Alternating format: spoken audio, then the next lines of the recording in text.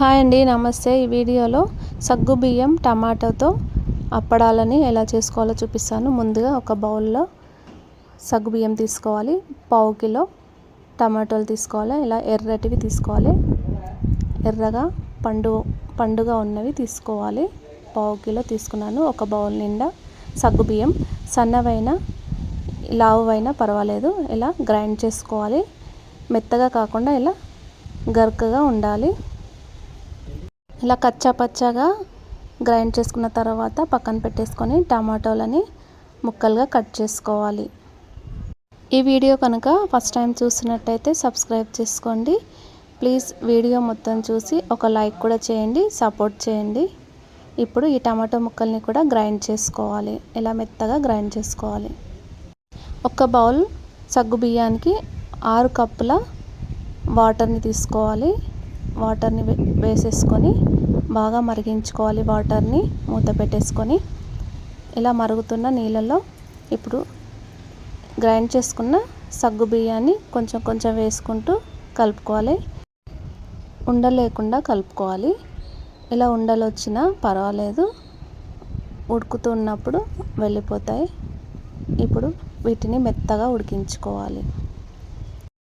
ఇలా సగ్గు బియ్యం ఉడికిన తర్వాత టమాటో ప్యూరీని కూడా వేసేసుకోవాలి. వేసుకొని బాగా మిక్స్ చేసుకోవాలి. ఈ వడియాలు పుల్ల పుల్లగా, కారం కారంగా, టేస్ట్ చాలా బాగుంటాయి. ట్రై చేయండి. ఇప్పుడు 1 స్పూన్ వరకు కారం పొడి వేసుకుంటున్నాను. కారానికి మీకు కారం ఎక్కువ కావాలంటే ఎక్కువ వేసుకోవచ్చు. రుచికి సరిపడా సాల్ట్ వేసుకోవాలి.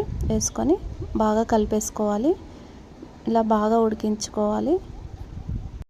ఇలా బాగా మెత్తగా ఉడికించుకోవాలి. సగ్గుబియ్యం ఉడకకపోతే ఈ అప్పడాలు విరిగిపోతాయి, ఎండకుండానే విరిగిపోతూ ఉంటాయి.